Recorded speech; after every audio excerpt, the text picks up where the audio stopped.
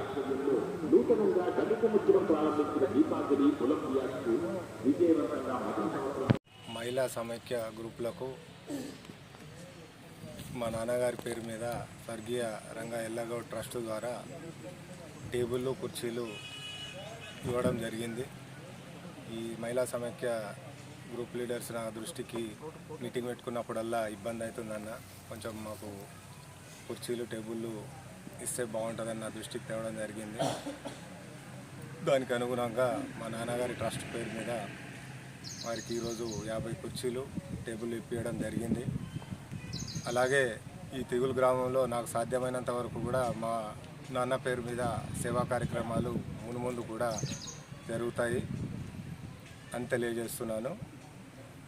తిగులు గ్రామంలో సుమారు ముగ్గురు వివోల కింద దాదాపు 85 నుంచి 90 గ్రూపులు ఉన్నాయి.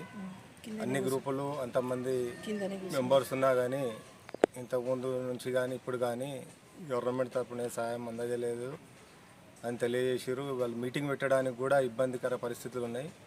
ఇంకా మున్ముందు కూడా అలా జరగకుండా అన్ని రకాల సహాయ సహకారాలు అందించడానికి నేను కూడా ముందుంటానని తెలియజేస్తాను.